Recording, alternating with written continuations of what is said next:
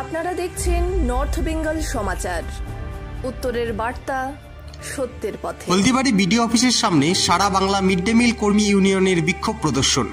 তাদের কথায় প্রায় 2.5 লক্ষ কর্মী রাজ্যের বিভিন্ন বিদ্যালয়ে ছাত্রছাত্রীদের পুষ্টিকর খাদ্য বানিয়ে পরিবেশন করে, অথচ এর বিনিময়ে তারা মাসিক মাত্র 2000 টাকা বেতন পান।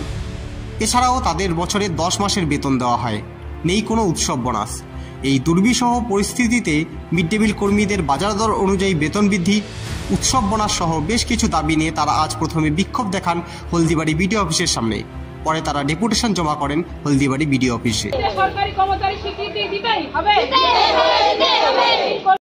কারণে আজকে আপনারা এখানে বিক্ষোভ দেখাচ্ছেন? আমরা এই মিড ডে মিলের পরিপূর্ণ পয়সাটা পাই না, 10 মাসের বেতন পাই, 12 মাসের বেতনটা পাই না।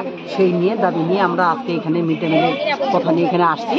এখন সেই দাবিটা আমাদের পূরণ করতে হবে আর বোনাস দিতে হবে। বোনাস উপলক্ষে আমরা আসছি। আমার নাম সন্তোষী শীল আর আমি সেই দাবি নিয়ে এখানে আসছি। কি বললো ম্যাডাম? হ্যাঁ, ভিডিও ম্যাডাম কি বললো? ভিডিও ম্যাডাম 2 মিনিট কথা আমাদের দিল না, 2 মিনিট আমার সময়ও দিল না, অন্য জায়গায় চলে গেল। কিসের পয়সা? আপনারা স্মারকলিপিটা কাকে দিয়ে সাইন করালেন? ওই যে কাগজটা, যে কাগজটা রিসিভ করাচ্ছেন কি অফিস থেকে রিসিভ করাচ্ছেন? ইউনিয়ন থেকে মিড ডে মিলের একটা ইয়ে আছে।